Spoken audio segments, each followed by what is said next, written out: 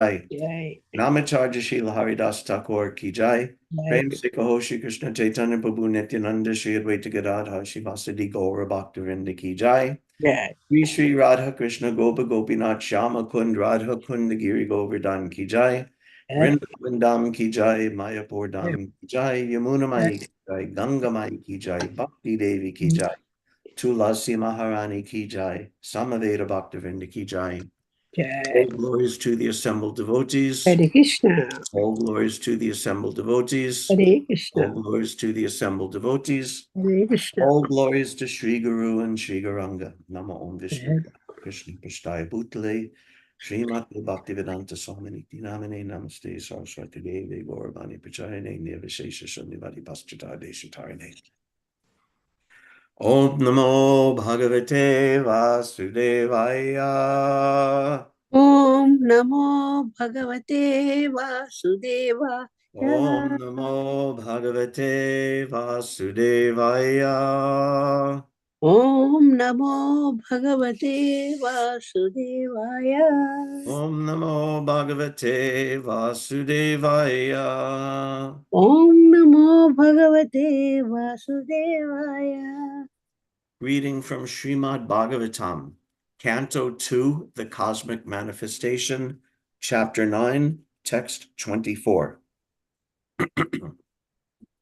Srijami tapasai vedam kusami tapasa punak bibarmi tapasa vishwam viryame duscharam tapa. Srijami tapasai vedam kusami tapasa punak bibarmi tapasa vishwam viryame duscharam tapa. Srijami tapasai vedam Grasami tapasa puna, bibarmi tapasa vishwam, viryame duscharam tapa. Everyone can chant.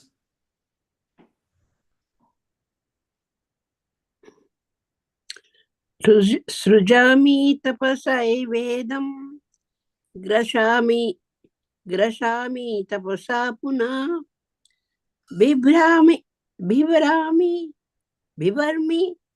tapasa vishwam viryam me duscharam tapa. Hare Krishna. Tejami tapasai vedam Prashami tapasa puna Bibarmi tapasa visvam Viryam me duscharam tapa.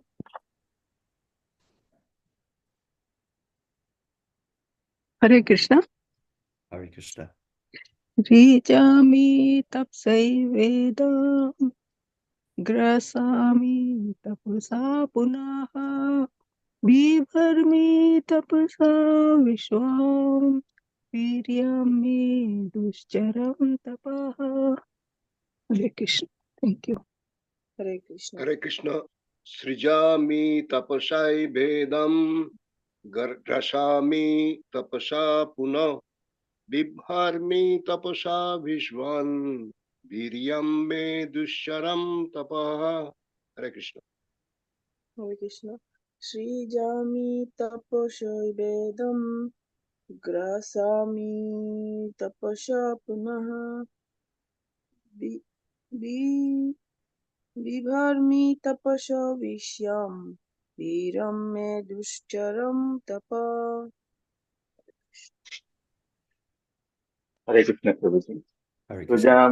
Sujami tapasai vedam prasami tapasa punaha vivarme tapasa vishwam viryame duscharam tapaha.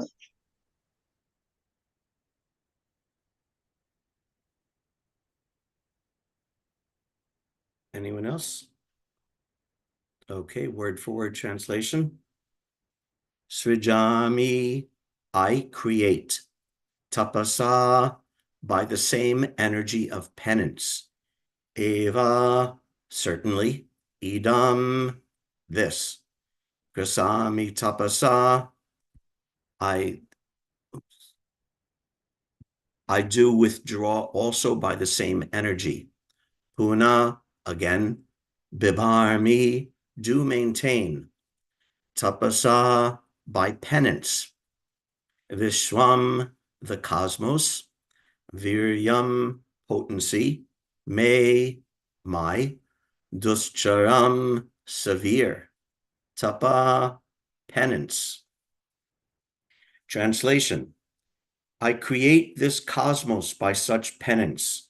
I maintain it by the same energy, and I withdraw it all by the same energy. Therefore, the potency is penance only. Purport by His Divine Grace Srila Prabhupada. In executing penance, one must be determined to return home back to Godhead and must decide to undergo all types of tribulations for that end. Even for material prosperity and name and fame, one has to undergo severe types of penances, otherwise no one can become an important figure in this material world. Why then should there not be severe types of penances for the perfection of devotional service? An easygoing life and attainment of perfection in transcendental realization cannot go together. The Lord is more clever than any living entity. Therefore, he wants to see how painstaking the devotee is in devotional service. The order is received from the Lord, either directly or through the bona fide spiritual master. And to execute that order, however painstaking, is the severe type of penance. One who follows the principle rigidly is sure to achieve success in attaining the Lord's mercy. Back to the verse, please. Srijami tapasai vedam grasami tapasapuna bibarmi tapasa vishwam viryame duscharam tapa. I create this cosmos by such penance. I maintain it by the same energy, and I withdraw it all by the same energy. Therefore, the potency is penance only. Namo Om Vishnu Padaya Krishna Prasthaya Bhutale Srimate Bhaktivedanta Swaminiti Namane Namaste Saraswati Deve Gauravani Pracharine Nirvishesha Shunyavadi Paschata Deshatarine. Hare Krishna, everybody. Thank you for inviting me here to speak. This is a very really fascinating verse, and and we'll get into it gradually, but very interesting thing that Krishna is saying here, that everything is accomplished, including what he accomplishes, through penance. So important in this verse, the first line, Srijami Tapa Saivedam. So the very first line has this word tapa in it. Next line, Grasami Tapasa. Also, second line has that word in it. Bibarmi Tapasa, the third line has it. Viryame Duscharam Tapa. So that word tapa is repeated 4 times. The first line saying that Krishna is saying that my duty of creation is accomplished through penance. Next line he's saying, and my duty of maintaining everything is accomplished through penance. And third line, my duty of annihilating everything is also accomplished through penance. And viryam me, all of my potency, he's saying my potency is the Supreme Personality of Godhead, but he's saying that his potency is derived by penance, not just penance, duscharam tapa, very severe penance. Duscharam means very hard to do, very difficult penance. So we'll get into that, how Krishna, who is only playing his flute in Vrindavan and playing with his cowherd boyfriends and dancing with the gopis. So what does it mean that he's doing this intense penance? We'll get into that gradually. But the first point, the first word is Srijami, that Krishna creates everything. We remember from the very first verse of Bhagavatam, Janma, and beginning of Vedanta Sutra as well, Janmadhyasya yataha, that the Supreme Absolute Truth, Krishna, is the source of Janma Adi, of the creation, the maintenance, and the dissolution of the entire creation. So starting with this creation, Srijami Tapasaye Vedam. This word Srijami is significant. Some of you may remember Prabhupada discusses in Bhagavad Gita this word Srijami in 4.7. Krishna says, Yada yada hi dharmasya glanir bhavati bharata abhutanam dharmasya taratmanam srijam yaham, srijami aham. So the same word is there. And in the purport, Prabhupada explains what this srijami means. This is from the beginning of the purport of 4.7 Bhagavad Gita. The word srijami is significant herein. Srijami cannot be used in the sense of creation, because according to the previous verse, there is no creation of the Lord's form or body, since all of the forms are eternally existent. Therefore, Srijami means that the Lord manifests himself as he is. Although the Lord appears on schedule, namely at the end of Dwapara Yuga of the 28th millennium of the 8th Manu, in one day of Brahma, still he has no obligation to adhere to such rules and regulations, because he is completely free to act in many ways at his will. He therefore appears by his own will whenever there is a predominance of irreligiosity and a disappearance of true religion. So here the word Srijami is being used in connection with the creation or the manifestation of Krishna's own form. And the point is made that this is not like other creation. I may create a pot of khichdi in the morning, or I may seemingly create a sun, or create some money, or create some, we create so many things, but Krishna's creation is a different thing, because he's of a completely different nature. He's not, he's transcendental to everything. Therefore, he's outside this material creation. And yet, through penance, he's the source of this creation, the creation of everything. So this creation by Krishna is a unique phenomenon, in his creation, that he's creating. What's the Ishopanishad? Oh my God, I'm blanking out. Someone refresh my memory. Ishopanishad. Oh, Om Purnamadak Purnamidam Purnat Purnamudachyate. That the complete whole, he's complete in himself. And from him, so many complete units are also being created. Everything he creates is complete. And even though so many complete units are being created by him, emanating from his existence, he's not diminished in the least from his completeness. So if I have a complete glass of water, it's full. But if I pour it into another glass, then my glass is now empty. But Krishna's creation is not like that. He's creating so amazingly all of these complete units. We as Jiva souls are complete units. That's what part and parcel means. We're part of Krishna's energy, but we're a parcel also. A parcel means like when you get a box in the mail, that's a parcel, right? So a parcel means that it's a complete defined unit in itself.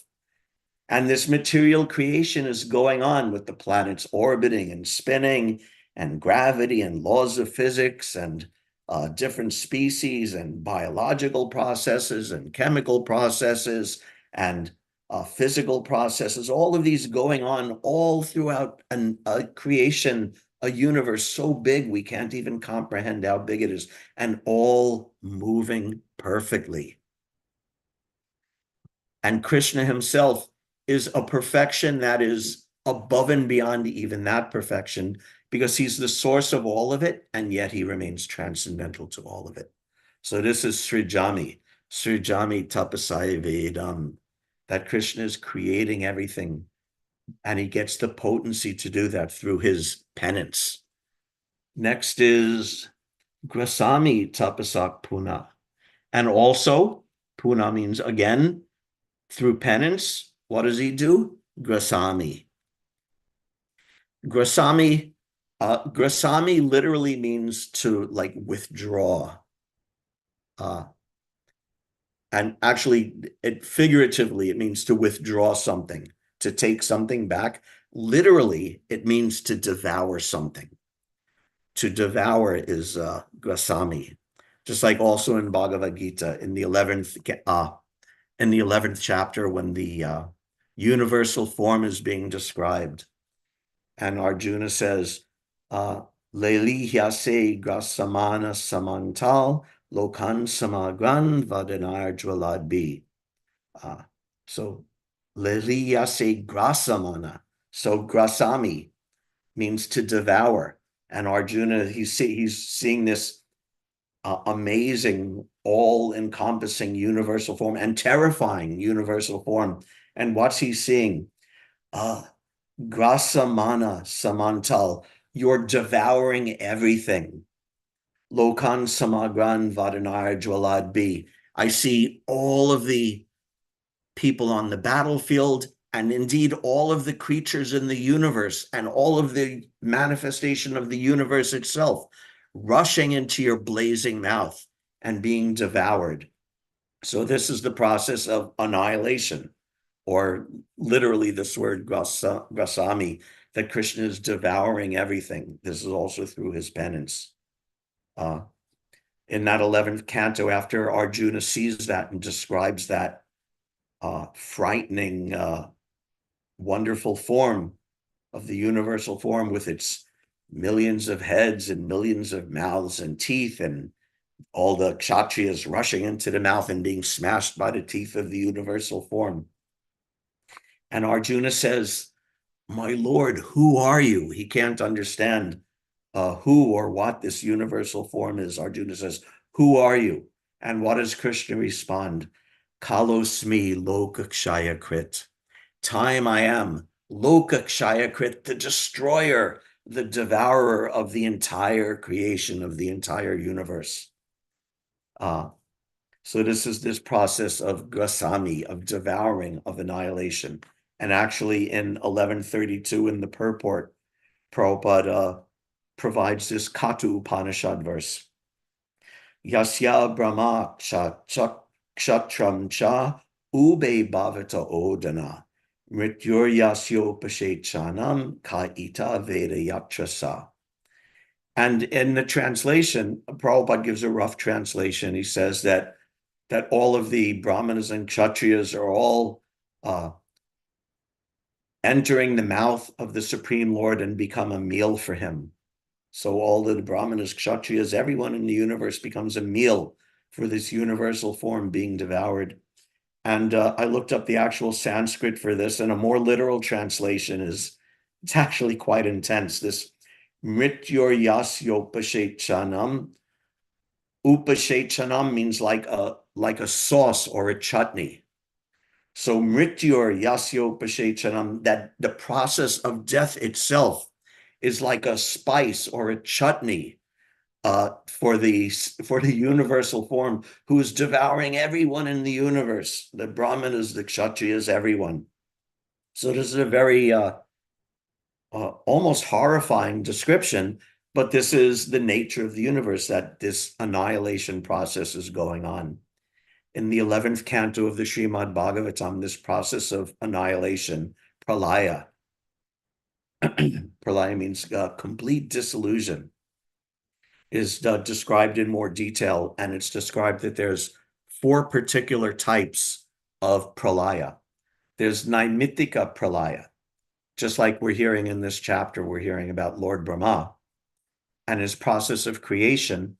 But when Lord Brahma at the end of a day goes to sleep, there's a naimitika, or occasional, sporadic, not sporadic, but occasional annihilation. At the time Lord Brahma goes to sleep, and there's some partial annihilation of the universe. Some of the planets are sunk in the water, in the ocean of the Garbardak Ocean. So there's a partial annihilation.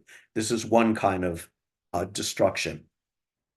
Then again, Lord Brahma, there's what's called Prakritika Pralaya. Prakriti means the material energy. So Prakritika Pralaya means at the end of Lord Brahma's life, there's a total annihilation of the material existence. All of the entire sphere, the Brahmanda of the universe, first it's burned by fire, and then it's flooded with water, and all the elements are dissolved, and each element resolves into its more subtle source element, and all of the elements are reduced to the unmanifest state of pradhan, and all of the senses and sense organs and elements and modes of nature, all of them are dissolved, the entire material creation. So this is the total material annihilation at the end of the lifetime of Lord Brahma. And then we know how the universes, as Lord Mahavishnu breathes in, all of the universes enter back into his body and are unmanifest. This is the Prakritika Pralaya. Then there's Nitya Pralaya. Nitya means always or continuously or omnipresent. And this is the constant annihilation that is always going on. Every day our body gets older. Cells in our body are dying. Physical processes, once we reach a certain age, once I reach a certain age, which I've already reached, the biological processes become less efficient, work less well. The senses function less well. A while back, we were hearing about Dhritarashtra, that your eyesight is gone, your hearing is bad, your liver is not digesting properly. So this is actually annihilation, and it's continual day by day, this process of death. As what's his name? As Neil Young said, rust never sleeps. Rust is this, just like a piece of metal will rust. So this rust is a degradation and annihilation gradually. The piece of metal becomes rust and flakes off, and gradually it's gone, nothing left. And the tree in the forest, it falls and it decays and it returns to the soil. So this is nitya, or even we wake up in the morning and we look in the mirror and see, a few more gray hairs, right? So this is also nitya pralaya, day by day, moment by moment. We don't perceive it because we're in illusion, and we don't think of it because we're not intelligent and we're not brave enough to think of it. But at every moment, every second, annihilation is going on. Even in physics, this is known as the process of entropy, that everything is winding down day by day, moment by moment.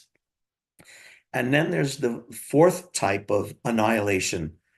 This is called atyantika. Atyantika means the final annihilation. And what this is the process of liberation of the living entity, where the living entity annihilates every aspect of his material energy and material connection and material conceptions of life. The sense of false ego is completely atyantika, finally destroyed, and he's left as pure spirit soul, part and parcel of Krishna, Krishna's devotee, to eternally, without any material contamination, to eternally love and serve Krishna. This is atyantika pralaya, the final stage of liberation. And all of this is under Krishna's energy of Grasami tapasa puna. Through Krishna's tapasa, all of these processes of annihilation, of destruction, of devouring and digesting and breaking down of the material energy is going on. Then is Bibarmi tapasa vishwam. Bibarmi, another interesting term. Bar means like bada, or britta means to carry or to maintain something. So barmi means to carry or maintain something. And we know this in Sanskrit, this prefix B or V means a very specific or a very unique aspect of that thing. So Krishna is not only maintaining everything, Bada, that he's carrying this whole world, but Bibharma, he's the ultimate rest and the ultimate maintainer and the ultimate carrier of everything in this material creation. And that's also accomplished. These are the three things, Janmadhyasya Yata, that the Janma, the birth, the maintenance, and the dissolution, all of them carried out by the Supreme Personality of Godhead, Bibharma, Bada.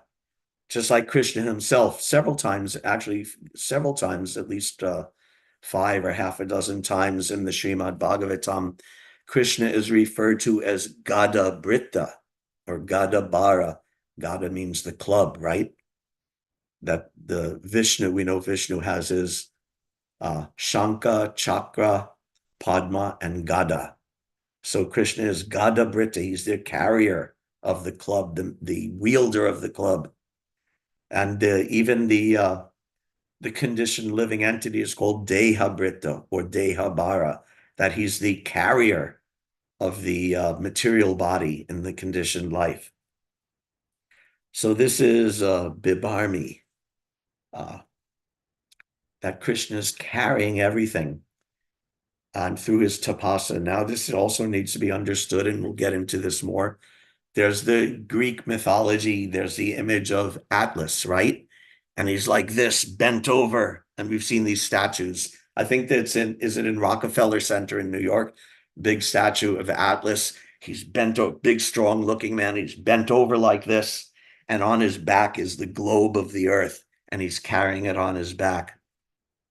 But Krishna does this through his tapasya, but he's not bent over by it. He still remains a fresh young youth playing in Vrindavan, playing with his cowherd friends, giving pleasure to his parents, dancing with the gopis. But still, through his tapasya, he's carrying everything, maintaining everything.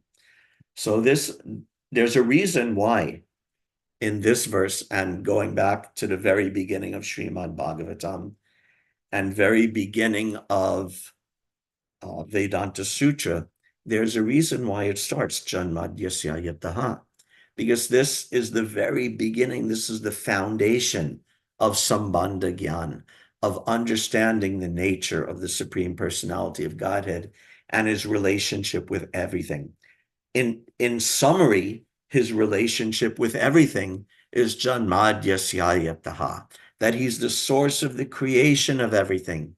He's the maintainer of everything. And ultimately, he's the destroyer.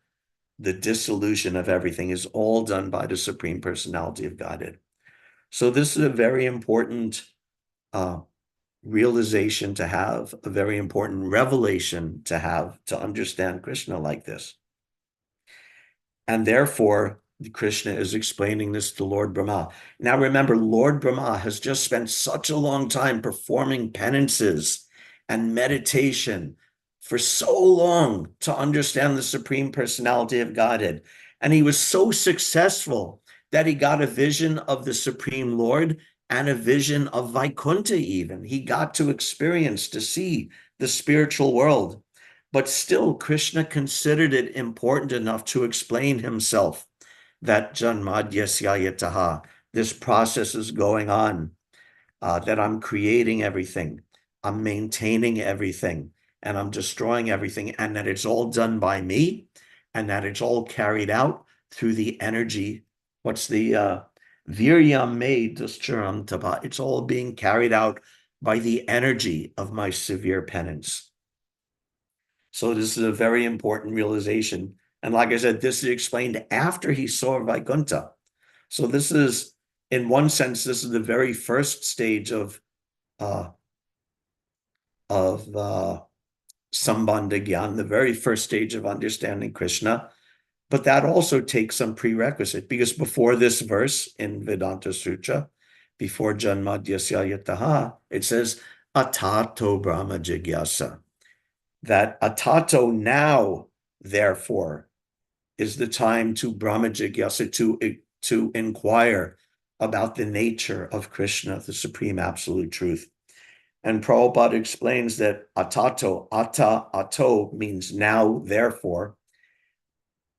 By saying now, therefore, that's implying that there's something before that, even though that's the very first verse, the introductory shloka of Vedanta Sutra. It's implying that before that, that now you inquire about the absolute truth.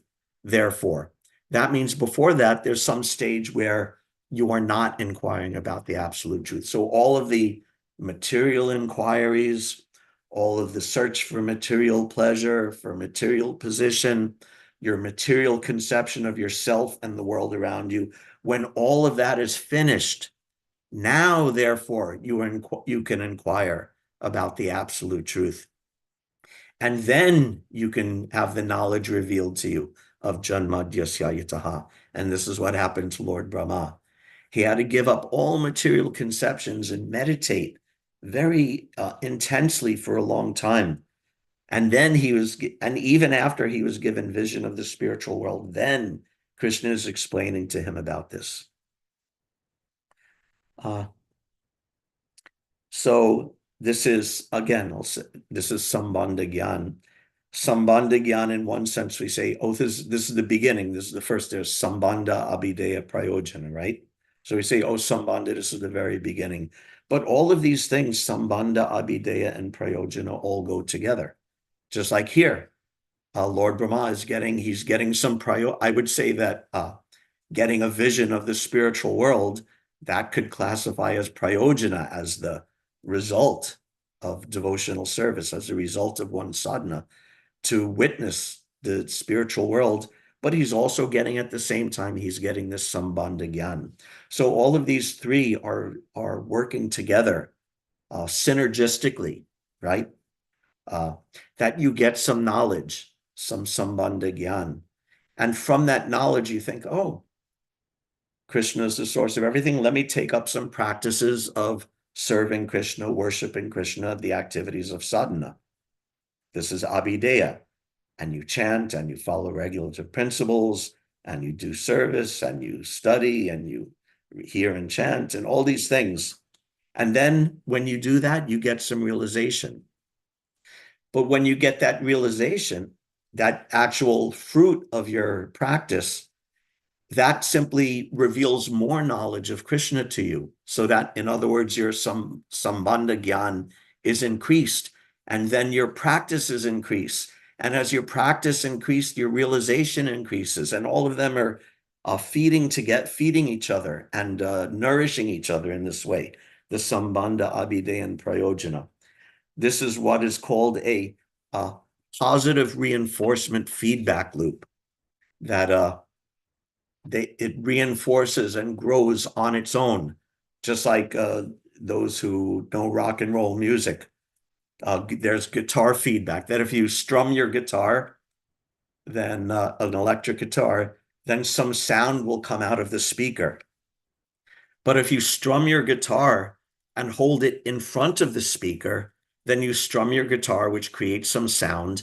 The sound is carried through the cable to the speaker, to the amplifier, and then the sound comes out and goes back into the guitar, which creates more sound, which creates more amplification, and thus you get these very loud and screaming guitar sounds from guitar feedback. So this is a positive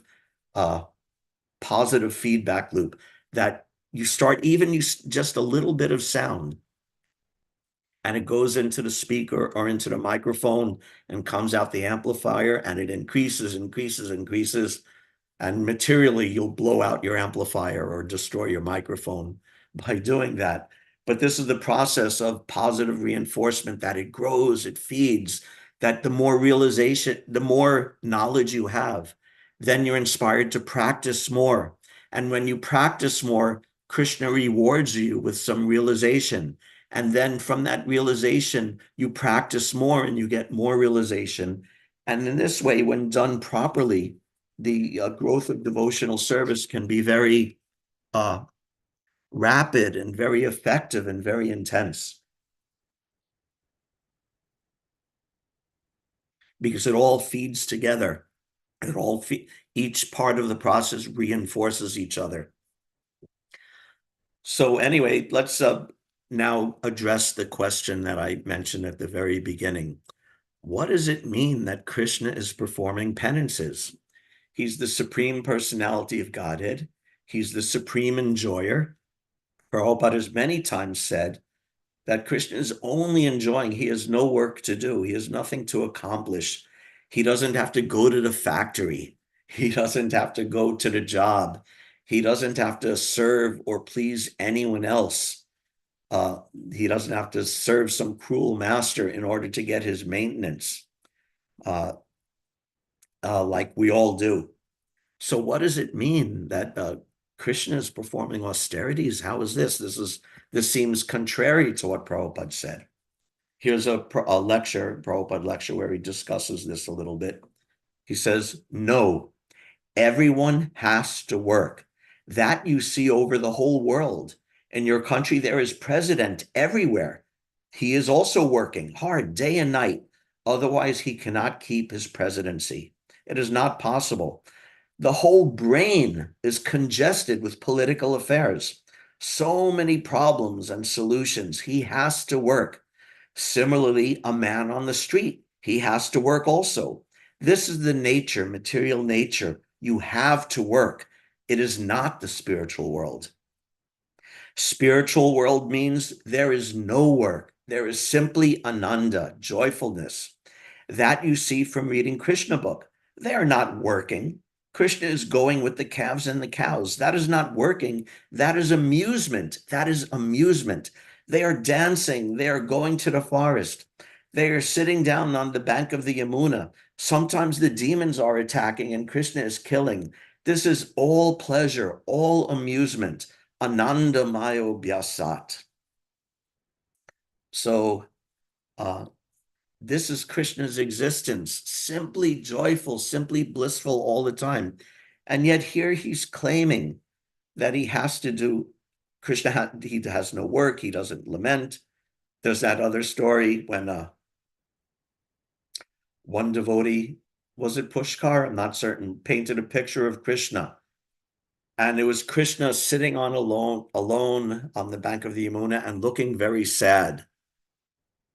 And Prabhupada said, what is this? Krishna doesn't look sad, lamenting. And then the devotee said, oh, it's when Krishna had a headache. We know the story, Krishna had a headache and he went to everyone and said, oh, will you cure my headache? Prabhupada said, yes, it can apply to that. But generally, Krishna has no sadness, no lamentation, no work, no austerities. What tapasya does Krishna have to perform? He's already the supreme personality of Godhead. Everything that exists is already his energies, so he's bereft of nothing. So what austerities does he have to perform? So Srila Vishwanath Chakravarti Thakur explains this in his commentary on this. What does it mean that Krishna does tapasya in order to do his business of creation, maintenance, and dissolution? So Vishwanath Chakravarti says he's putting words into Krishna's mouth. And he says, Krishna says, I am always a performer of austerity, since I renounce all material enjoyment, being the master of the spiritual Ladini Shakti. So this is an interesting take, I think, that he has no work, he has no austerity, he has no difficulties, he's simply playing. But he's the most renounced person because he has nothing to do with any of the material attachments or any of the so-called flickering material enjoyment of this material world. Why? Because he's the master and the source of the Ladini Shakti, of this spiritual pleasure potency. So because of that, he's the best renouncer, because he has nothing to do with any of the pleasures and entrapments of material life. So this is very interesting. And also, Parasara Muni describes what is the nature of the Supreme Personality of Godhead. Aishwarasya samagrasya viryasya yasasa shriya jnana vairagya yoschaiva. That we know Krishna, Bhagavan means Bhagavan, Bhaga means all opulences, all benefits, all good things, Bhagavan, he's the possessor of all of them. And they're enumerated that Aishwarasya, Krishna is the richest. Of course, he's the richest. He possesses everything. Viryasya, he's the strongest. Yasa, he's the most famous. Shriya, he's the most beautiful. Jnana, he's the most knowledgeable. And Vairagya, he's the most renounced, or literal Vairagya, Viraga. He's the most detached. He's without any raga, without any trace of material attachment, more than anyone else. And again, Srila Vishwanath Chakravarti Thakur explains why he's the most renounced, because he's the very origin and source of the Ladini Shakti. He's so saturated, his existence is saturated with spiritual bliss. So naturally, he has no interest, nothing to do with any of the entrapments of this material world. Therefore, he's the most renounced. He's the most doing the best tapasya. Because what is tapasya? Tapasya means the spiritual practice to break one's attachment to this material world. But Krishna does it the best of anyone. He does the most tapasya, the best tapasya, because he's the source of the Ladini Shakti. So this is a natural tapasya. In this material world, people have to do tapasya by force. You want to attain something, you want to attain a college degree, you don't want to work, but you have to work very hard and go to school and study and take tests. And this is tapasya, and you undergo the tapasya in order to attain something. Because unlike Krishna, that goal, that happiness, or that thing you're trying to attain is separate from yourself. You want to get, like I said, some degree, or you want to get some money, you have to work. Prabhupada was saying in his lecture that you have to work very hard to make your money. And to attain anything, you have to do austerities. And even spiritually, some of us have seen in India, we've all heard of these yogis and austere persons that in the summer, they sit and meditate within a ring of fire to perform that austerity of bearing the heat of summer and the heat of the fire around them. Or in the winter, they go into the freezing, ice cold water of the river up to their neck and meditate to endure this. This is tapasya. So spiritually and materially, so much tapasya is going on. But the difficulty is that as long as we're trying to attain, or anyone is trying to attain, these material goals, these material things, which are separate from their existence, this is all faulty tapasya. Krishna's tapasya is the most perfect because it's the most natural. It's the most intrinsic to his nature, that he has nothing to do with these material attachments, with this material energy. And another reason why Krishna engages in tapasya and praises tapasya, and even claims that his potency is dependent on it, the other reason is yad yad acharati shreshtas, tatad evataro jana, that the great souls, and Krishna is the greatest souls, they behave in such a way to give a good example to all the other living entities. Even if we say that Krishna has no need to perform any tapasya, still, as the example to us, he does this. Because we know we need to engage in tapasya. Prabhupada has this I think this is a famous verse. I've heard this many times before. An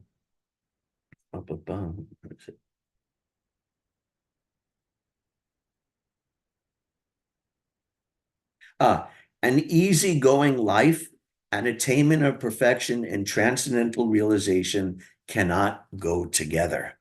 So that means we should expect tapasya. Following the four regulative principles is tapasya.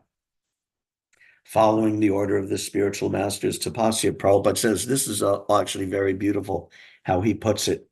The order is received from the Lord either directly or through the bona fide spiritual master. And to execute that order, however painstaking, is the severe type of penance.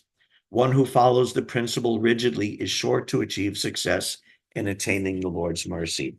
So this is proper tapasya to attain the Lord's mercy, not whimsically, not as Bhagavad Gita says, torturing the body and the soul within by these false austerities, but the austerities of accepting Krishna's order.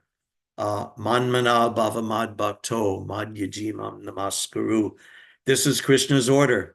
You think of me. You become my devotee. You offer obeisances to me. You offer everything to me. This is our tapasya. And we don't need to artificially add to it. Remember one time long, long ago in a previous yuga, when I was a younger devotee and doing traveling Sankirtan, and one Christmas marathon season, a bunch of us, we were up in the state of Maine. And in winter, you can imagine Maine, in the winter, it's very cold and snowy and austere. And our Sankirtan leader was His Holiness Niranjana Swami, although I think that was before he took sannyas, actually. And he was the Sankirtan leader, so he would drive us around to the malls and shopping centers and drop us off in the morning and bring us prasad during the day. And I remember, even though he just had a hot plate in the hotel room we were staying at, he would still cook this beautiful prasad, an elaborate prasad, so nice that when we came back from the cold parking lots and, that's tapasya. It's cold, it's freezing, and you're meeting people who, many of them will be inimical, and sometimes they would call the police, and so much going on. Painstaking tapasya, as Prabhupada said. But we'd come back and he would always have beautiful first-class prasad for us. And we'd be so enjoying and happy and satisfied. And one time I said, "Oh, Maharaj, or Prabhu, you're taking so much time and energy cooking all this excellent prasad. You don't have to take so much time and energy to do it." And he said, "No, in Krishna consciousness, we have no need to artificially create extra austerities. Just the performance of our service contains all the austerities we need in perfect proportion, and we don't need to artificially increase that austerity by, not eating nice prasad or whatever it may be.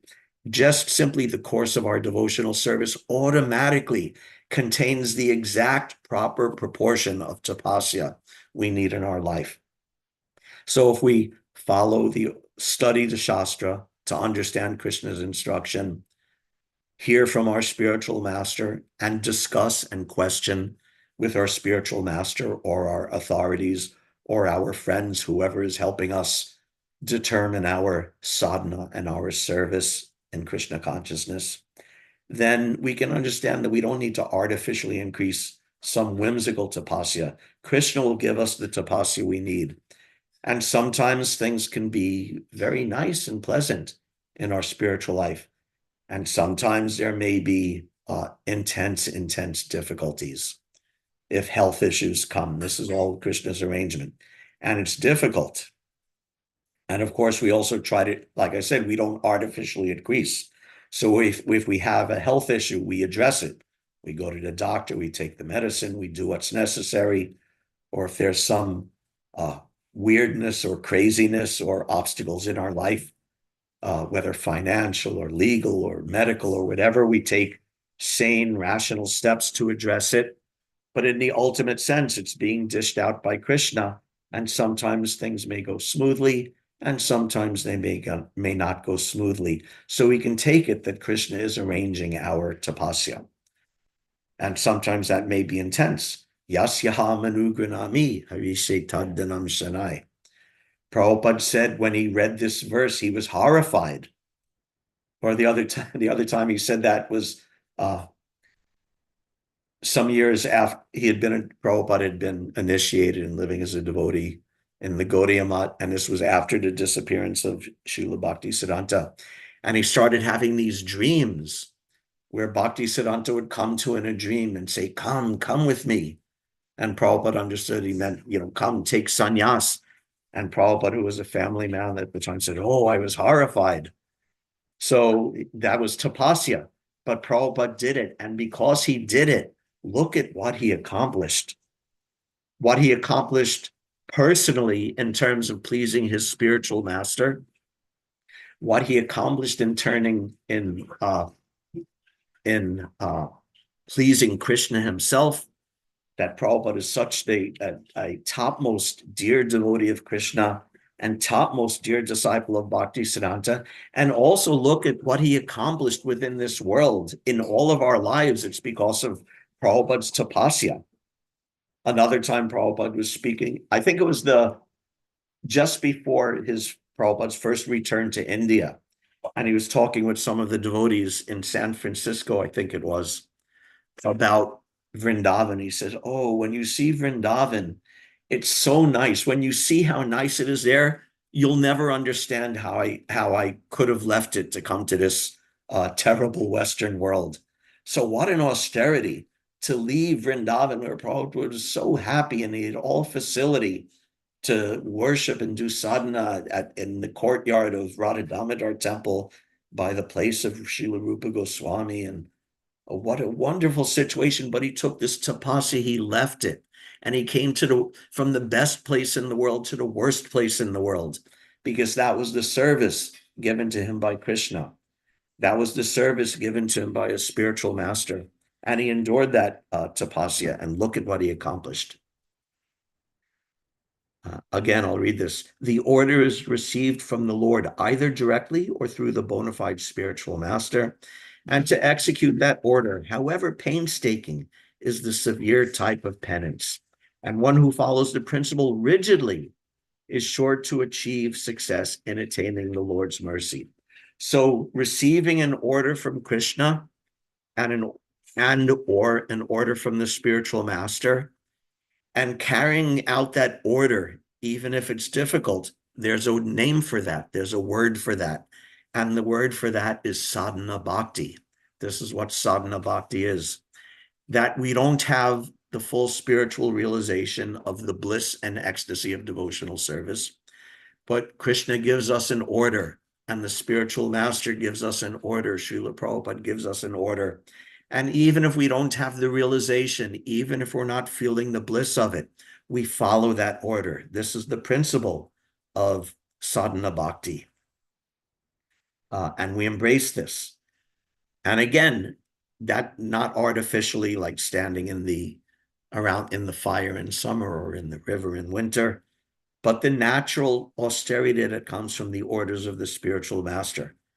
And even if we're not feeling the pleasure yet, we know that it's giving Krishna pleasure. We know that it's giving Srila Prabhupada pleasure. It's giving pleasure to the devotees. And if we're preaching, it's also giving pleasure to the conditioned souls to whom we are preaching. And as we become advanced in devotional service, and we start understanding the happiness of spiritual life and the happiness derived from serving Krishna, then our renunciation changes. Then our tapasya changes, and we're not Krishna. We can't become exactly like Krishna, but then our tapasya becomes more and more like the tapasya of Krishna. Krishna's doing tapasya, but his tapasya is completely natural because he's the source and origin of spiritual bliss.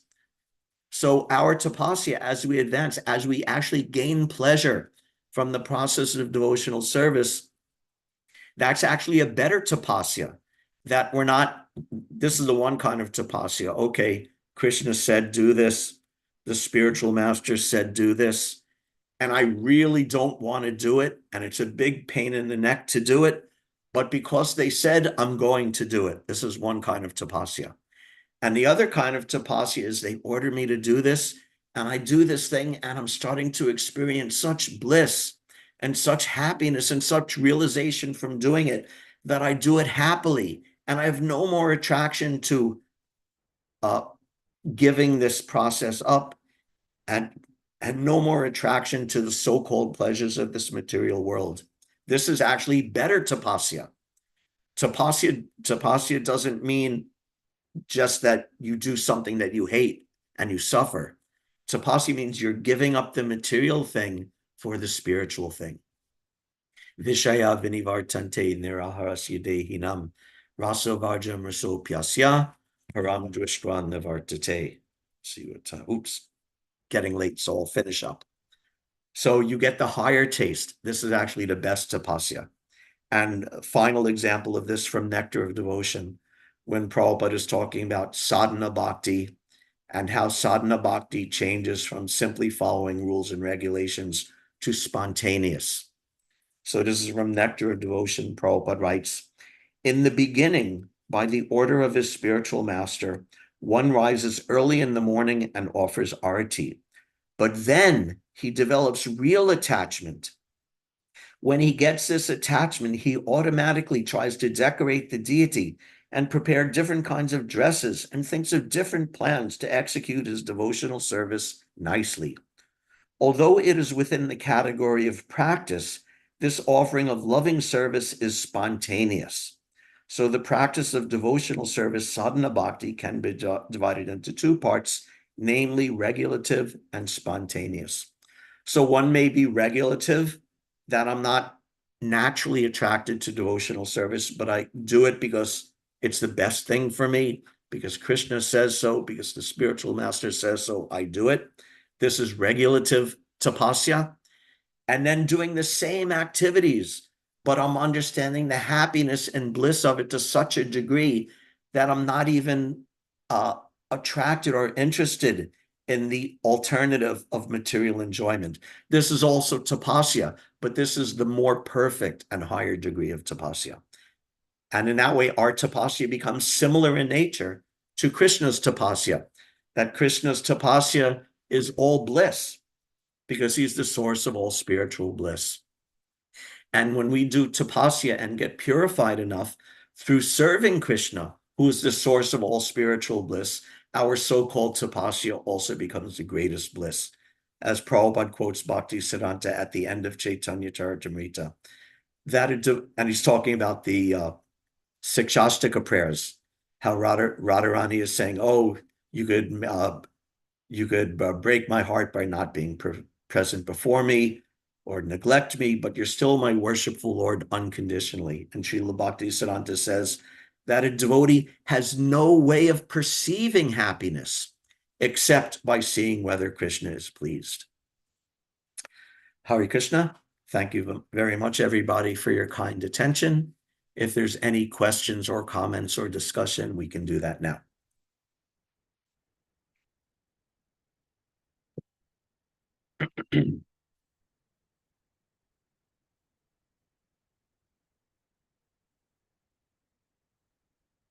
Anything? Very nice class, Prabhu, a lot of information. Grasping information itself is getting hard for us. How much we'll follow, I don't know. Well, hearing is also serving, and hearing is also sadhana, and hearing is also tapasya. So we hear about it, and that's just from that, so much can come. Like Krishna says, actually, like Parasar Muni is explaining that what Krishna is, 6 opulences, So he has that strength, fame, wealth, knowledge, beauty, renunciation, all these things he has. He himself is tapasya. So where are we stands? I'm nothing there. Right. So when he has, and he is the time, he knows everything. But still he is saying that. And like Brahma, he is the one starting all this, when he came, he didn't see anything, nothing is there, was there. But still, he was the one, he did his tapasya, and then he did all that. But, that's very, very hard, Prabhu. Yes, because it takes time, it takes It faith, takes time to understand this thing, how much they need. And to do like that, it's something.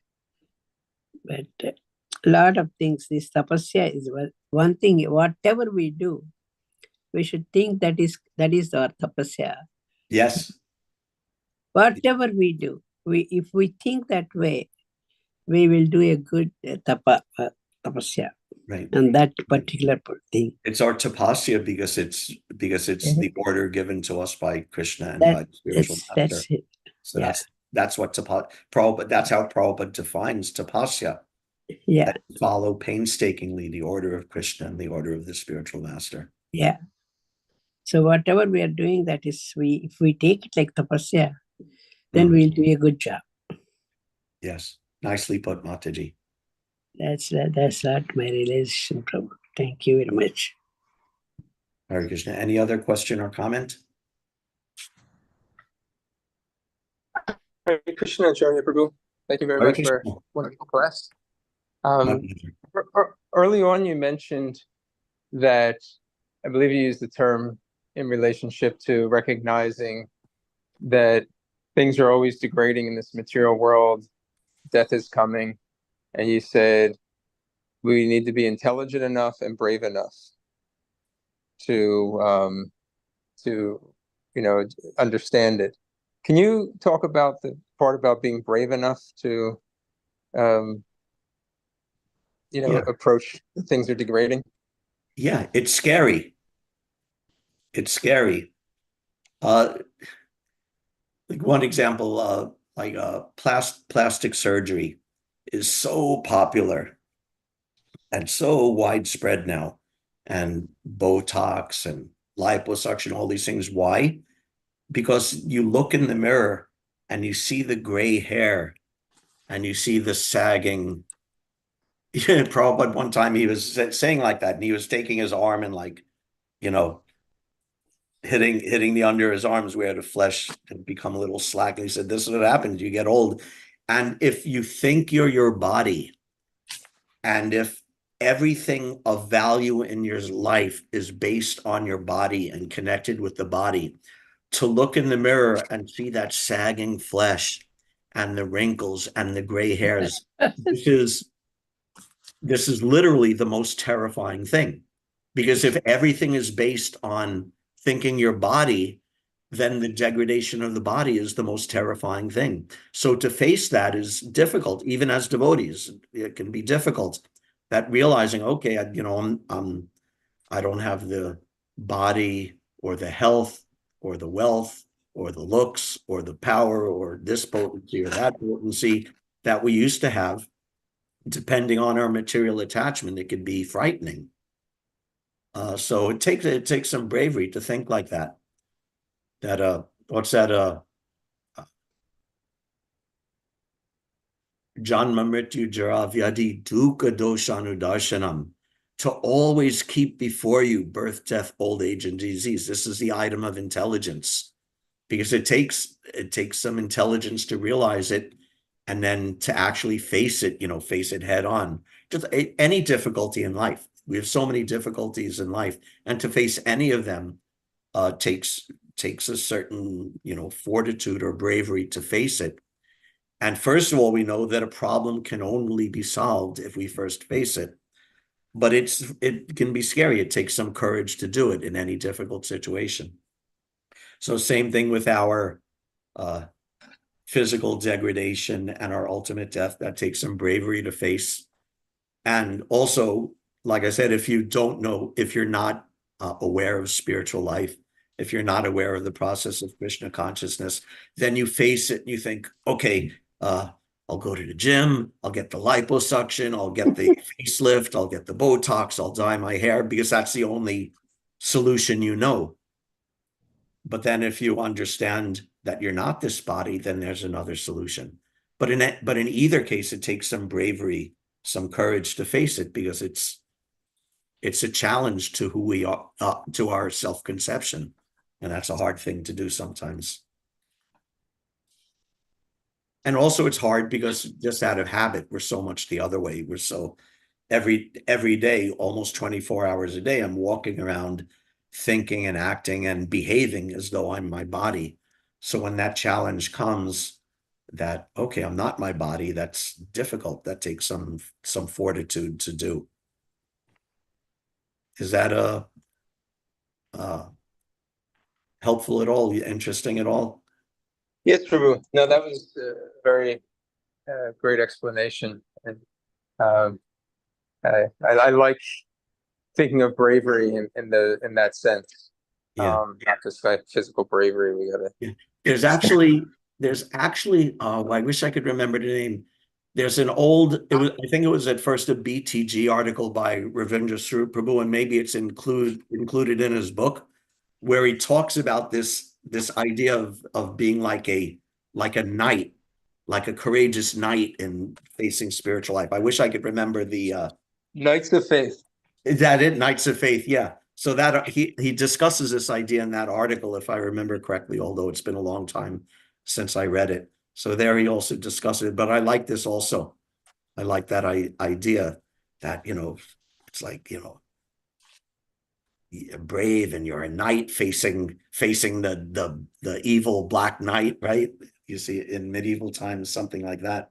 So that's a way to think about it. That's interesting. Thank you, Prabhu.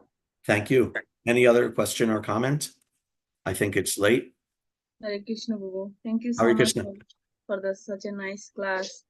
You pour so much nectar in my ear. I feel so blissful today, Prabhu. Thank you so much. And I'm taking the word today like painstaking. Yeah. That word was really nice. And I was also wondering how Krishna was also doing penance. Then you explained nicely, Prabhu. Thank you so much. Yeah, that also puzzled me. All I can understand from it is what Srila Vishwanath Chakravarti Thakur said, is that because he's the most spiritually blissful, his penance is that he is complete, because this is the purpose of penance, is to become completely detached from material life and from material pleasures and pains. So Krishna does that. Therefore, his penance is the greatest, but it's the most natural because he's the source of all spiritual bliss. But yeah, interesting way of looking at it. And Krishna still calls it tapasya, and he considers it so important. So important that was his sole instruction to Lord Brahma, right? Lord Brahma was bewildered, and what did he hear? Tapa, right? And Lord Brahma was so intelligent that he understood the purport of that instruction. Yeah, very interesting verse. Yes. Okay, Hare Krishna. Hare Krishna. Hare Krishna. Thank you very much, Prabhu. Hare Krishna, thank you. I hope everyone has a wonderful day there in Philadelphia. Thank you. It's always a pleasure to see all of you here. Thank you very much for your kind Mancha association. kalpatarubhyasya kripasindhu pattanam pavanebhyo vaishnavebhyo namo namah. Hare Krishna.